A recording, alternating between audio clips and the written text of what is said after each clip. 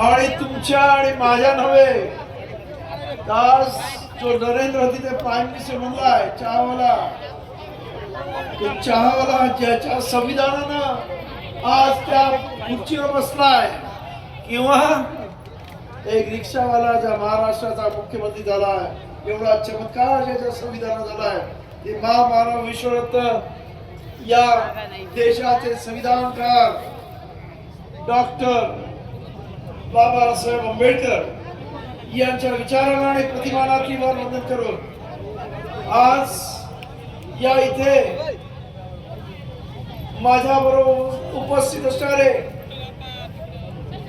Bhadant doctor Upagupta महास्तवीरजी आणि त्यांचा संपूर्ण भिक्षू संघ यांना मी वंदन करतो.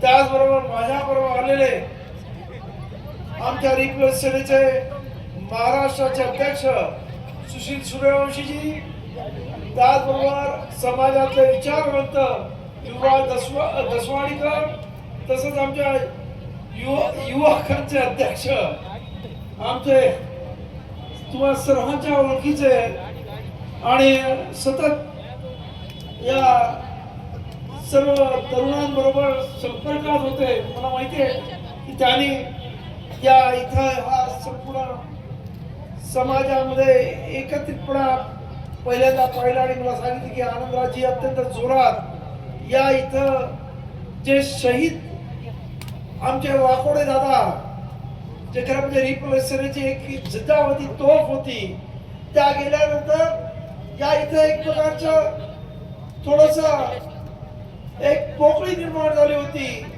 परंतु आता ही तरुण मंडळी ती पोकळी भरून काढतील अशी आशा त्यांनी दाखवली आणि त्यामुळेच मी मुद्दाम इथे आलो. ते भैया बालेराव असतील किंवा आमच्या युवाचे अध्यक्ष आमचे किरण भाऊ, त्याचबरोबर या इथं शहीद झालेले दुसरे सोमनाथ सूर्यवंशी, अखरमे जिल्हा शहीद आमचे विजयदादा वाकोडे सुद्धा शहीद झाले. पण दुर्दैवाने या दोन्ही शहीदांना अजूनही या सरकारनं न्याय दिला नाही. अजूनही हे दोघंही न्याय मागतायत आणि म्हणून आज मला आनंद वाटतो की या तरुणांनी, ज्या तरुणांना विजयदादांनी घडवलं, ती मंडळी आज एकत्र येऊन खऱ्या अर्थानं आज या संपूर्ण परभणी जिल्ह्यामध्ये परत एकदा आंबेडकरी चळवळ गतिमान करतायत. त्याबद्दल बराच वेळ झालाय, मी सर्वांची नावं घेत नाही, परंतु या सर्व तरुणांना मी क्रांतिकारी जय भीम करतो. त्याचबरोबर आजचा जो प्रश्न आहे, तो प्रश्न अत्यंत महत्वाचा आहे, उपवर्गीकरणाचा. आपल्याला असं वाटत असेल उपवर्गीकरण झालं तर काय बिघडणार आहे, उपवर्गीकरण झालं तर तुमची पुढची एक पिढी बर्बाद झाल्याशिवाय राहणार नाही, हे लक्षात घ्या. कारण उद्या उपवर्गीकरण झालं आणि जर अनुसूचित जाती मधल्या जागा भरायची जेव्हा वेळ येईल तेव्हा तुमची मंडळी तिथे आधीच असतील आणि त्यामुळे रोस्टर आणि बिंदू नामावलीनं तुम्हाला कमीत कमी 15-20 वर्षानंतर तुमचा नंबर लागेल, त्याच्या आधी लागणार नाही परिस्थिती आहे. आज सरकारला असं वाटतंय की आंबेडकरी समाज फार पुढे चाललेला आहे आणि याचे पाय खेचायला पाहिजेत आणि त्यामुळं या सरकारनं पहिल्यांदा भीमा कोरेगाववरती जेव्हा 2018ला तुमच्यावरती हल्ला केला तेव्हा त्याच्या लक्षात आलं की यांच्यावरती उघड हल्ला करून काही उपयोग नाही. अरे अख्खा महाराष्ट्र तुम्ही बंद केलात, मुंबईतून एकही इंटरनॅशनल विमान उडालं नाही. जगभर या सरकारची नाचक्की झाली, मुंबईमध्ये झालं काय? एवढी ताकद तुमच्यामध्ये आहे आणि म्हणून या सर्वांनी आता कपटकार रस्ता करून तुमचे पाय छाटण्याचा प्रयत्न करतात, तुमचं आरक्षण काढून घेण्याचा प्रयत्न करतात आणि त्यासाठी हे उपवर्गीकरणाचं नाटक त्यांच्याकडे असणारा काही दलाल लोकांना हाताशी घेऊन केलेला आहे. मला आश्चर्य वाटतंय की या इथं तुम्ही एकाच जमातीला का जोडतात? अरे आमच्या मधले पण काही आहेत ना त्याच्याबरोबर, विसरलात का? उपवर्गीकरणाला पाठिंबा देणारे ते पण तसलेच आहेत ना. काय हो, मग एका जमातीला का आपण शिवाय द्यायचे? आज कितीतरी मातक समाजातली लोक खरं म्हणजे आमच्या बरोबर आहेत. किंवा आताच लक्ष्मण शिंदे बोलले, अनेक लोकांनी आज बौद्ध धर्म मातक समाजाचा घेतलेला आहे. लाखोच्या वरती आज मातक समाज बौद्ध झालेला आहे. भारतीय बौद्ध महासभेमध्ये कितीतरी महिला शिक्षिका या मातक समाजातल्या आहेत. त्यामुळं एखाद्या समाजाला जोडू नका. प्रत्येक समाजामध्ये अशी काही विकाऊ टाकाऊ लोक असतात, त्यांना हाताशी घेऊन हे केलं षडयंत्र केलं जातं.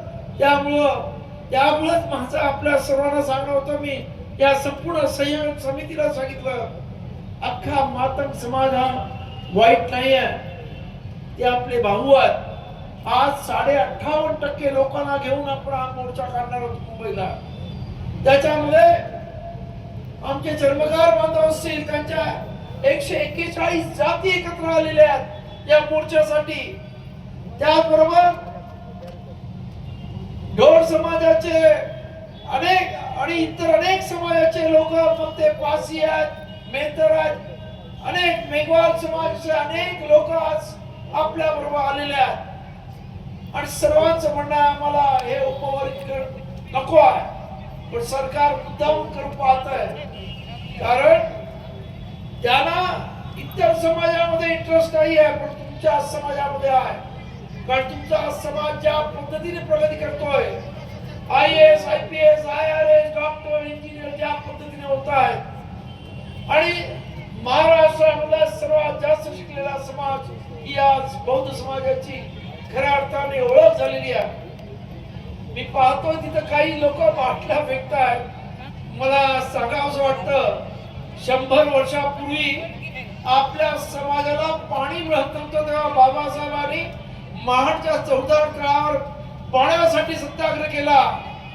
आणि आज माझ्या माता भगिनी बाटली मधून पाणी पितात. केवढा मोठा चमत्कार बाबासाहेबांनी केलाय.